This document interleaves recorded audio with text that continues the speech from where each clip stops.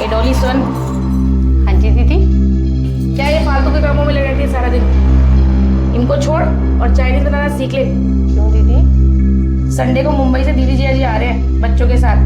वो तेरा देसी खाना नहीं खाते, हमारे साथ तो चल जाता है। तू तो दाल चावल रोटी सब्जी बना बना के छोड़ देती है। वो लोग चाइनीज खाएंगे, सीख ले। लेकिन दीदी, मेरी मम्मी ने तो हमेशा हमें सादा घर का ही खाना खिलाया है और वही मुझे ठीक से बनाना आता है। पर आप कह रहे हैं चाइनीज बनाना है तो मैं कोशिश कर सकती हूँ। कोशिश कोशिश क्या होती है? कोशिश नहीं करनी, चाइनीज बनाना सीखना है, अच्छे से बनाना है। जी दीदी। इसीलिए तो देवर जी को बोला था किसी शहर की लड़की से शादी करें। तुझ गांव की गंवार को उठा लाया। तुम्हें क्या पता शहर के लोग क्या क्या खाते हैं, पिज्जा बर्गर वगैरह, और तुम तो बस देसी खाने पे टिके हो। दीदी, हम गांव के लोगों को ये पिज़्ज़ा बर्गर चाइनीज तो बनाना नहीं आता, पर हम घर का खाना ही बहुत ही स्वादिष्ट बना लेते हैं। हाँ, तुम गांव वाले आने वाले मेहमानों को घर का ही खाना खिला सकते हो, और तो तुम्हारे पास कुछ है नहीं खिलाने के लिए, क्योंकि तेरे माँ बाप के पास बड़े पैसे रखे हैं कि रोज उन्हें चाइनीज या बाहर का खाना खिलाएंगे। बस बनती है। दीदी, आप ऐसे क्यों बोल रहे हो?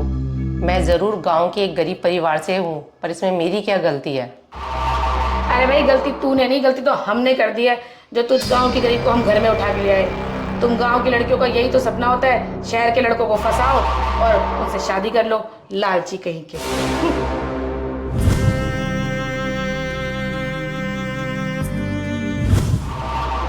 पहनावा देखा तूने अपना? तुझे तो अपने साथ ले जाने में मुझे शर्म आती है। 2 मिनट रुक। मेरे पहनावे में क्या कमी है? दे इसे मुझे, और ये पकड़। ये मेरा गाउन है, ब्रांडेड। तूने तो सपने में नहीं देखा होगा ऐसा गाउन। 2 बार ही पहना है मैंने। इसे अल्टर कराई हो और जब वो लोग आएंगे तो इसे ही पहनियो।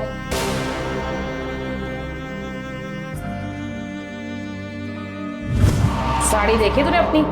तेरे माँ बाप ने जो 100 रुपए की साड़ियाँ तुझे दे दी है, कम से कम तेरा नहीं तो हमारा तो सोचते, हमारा क्या स्टेटस है। ऐसी साड़ियाँ हमारी काम वालियाँ भी नहीं पहनती, कुछ तो सोचा करो।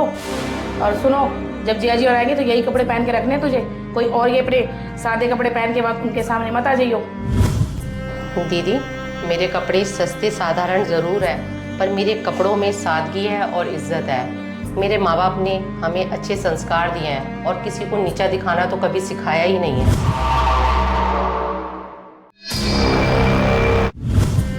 और दीदी, रही बात आपके शहरी खाने की, भले ही मुझे चाइनीज़ खाना या आपके शहरी तौर तरीके नहीं आते, पर हमारे गांव में मेहमानों को खाने की थाली में इज्जत और सम्मान परोसा जाता है।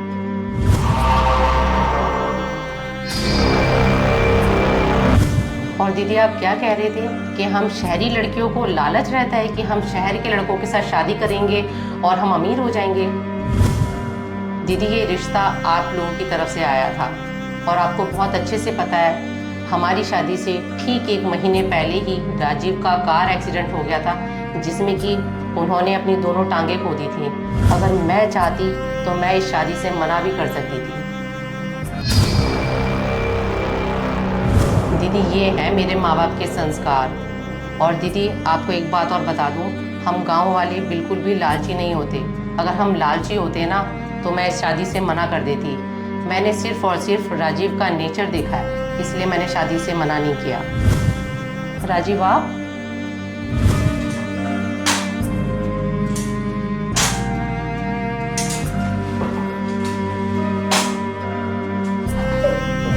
भाभी, डॉली बिल्कुल ठीक कह रही है।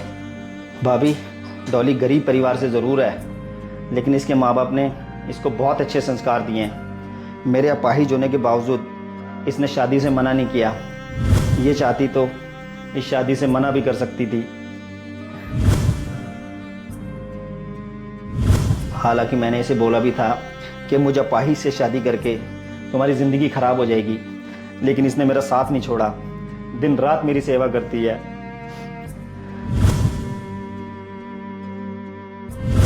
भाभी, डॉली सुबह 5 बजे उठ के घर के सारे काम करती है और कभी किसी को शिकायत का मौका नहीं देती है। और भाभी, आप सोच के देखो, अगर मेरी जगह एक्सीडेंट डॉली का हुआ होता तो क्या आप मेरी शादी डॉली से करवा देते? कभी नहीं करवाते।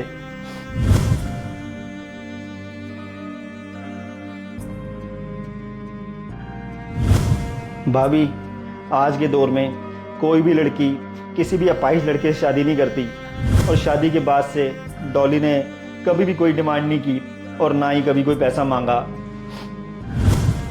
आप ऐसा क्यों कह रहे हैं? मैंने सिर्फ और सिर्फ आपका नेचर देखा था, ना कि आपका पैसा और शोहरत।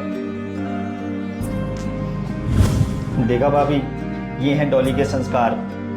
क्या अब भी आप डॉली को नहीं अपनाएंगी? तू बिल्कुल सही कह रहा है राजीव। मैं इस शहर की चकाचौंध में इसकी सादगी को पहचान नहीं पाई। डॉली, मुझे माफ़ कर दो।